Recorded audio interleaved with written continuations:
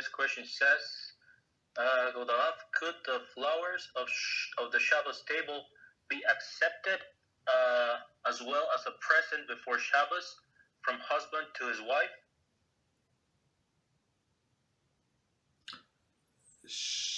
Flowers on the Shabbos table be accepted before Shabbos as a gift from present from husband to the wife? Yes. I'm not sure what would be the issue. So before Shabbos, you can give gifts. So there is no problem.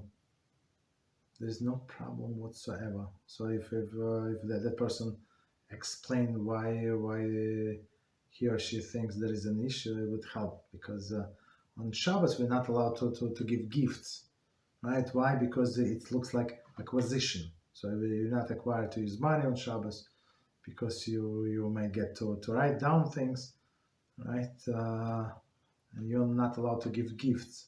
So, but some gifts are allowed, meaning what? That is not a gift. So when you invited to somebody's house, right, and you brought with yourself some food. Okay, you brought I don't know, whatever you brought.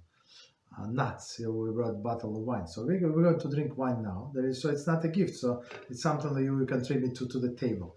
But if they brought something like I don't know, a book for me, that would be a problem. So we're not allowed to accept gifts on Shabbos. But before Shabbos, there is no problem whatsoever.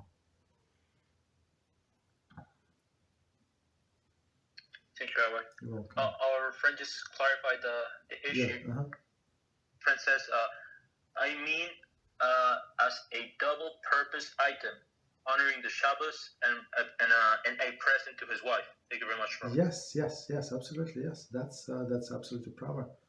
So as we said before, some people say, no, I'm going to save money, but buy us a diamond. So diamond ring would be wearing maybe once in like few times a year, maybe not even that. But flower is something that make a woman happy. Every Friday, every Friday, every Yom Tov. That's the best investment of money, is to invest in relationship with flowers, right? And it does not have to be the most expensive flowers, just flowers whatever you can afford, right?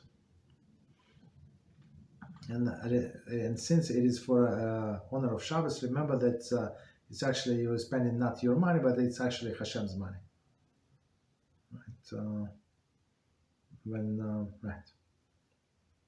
As so I had a class. Maybe I'm not going to mention the book, but BeEzrat HaShem, maybe we're going to do a class on this book. So it says how you understand tzedakah, right? How and this great rabbi says this example. I don't remember his example from Tom. I don't remember exactly where the example came from. But the example was like this: some rich person gave another person money and said, "Could you please give it to tzedakah? Could you go for me to that place, give it to tzedakah?" The person, "Yeah, sure, yeah, let me do it. I want to do. I like to do chesed." And he brought this money, let's say $10, whatever, right, to this place. He comes back to report, "Yes, I did exactly as he told me." That person said, "Here's $90 for you." For what? For giving this tzedakah. So that's how you understand like the concept of tzedakah, right? So whatever you spend on tzedakah, it's not your money, right? And in a reward for you giving this 10%, so Hashem is giving you 90, right? That's how we have to see it. And same with expenses of Shabbos, so beautifying Shabbos. Again, flowers, like some people, I don't know, they make money, it's so cheap, and they cannot buy flowers. Maybe she deserves it. Okay, she's working very hard. She deserves it. So if you have something fresh to eat and you have clean laundry, it sounds like she deserves it for sure, right? So you remember this expenditures on Shabbos. It's actually on Hashem's account. It's not yours. It's like somebody gave you money. So I remember like when I was younger. So our boss gave me money and said, "Go and buy everybody something." And my friend came with me alone, so we bought the most expensive food. What do you think? Of course, like it's boss's money, right? Without even thinking. So if it would be my money, I would not buy such a food. You understand? So treat it as boss's money. Okay. So make wives happy. It's very important. Okay. What else? Thank you very much, Rabbi. You're welcome.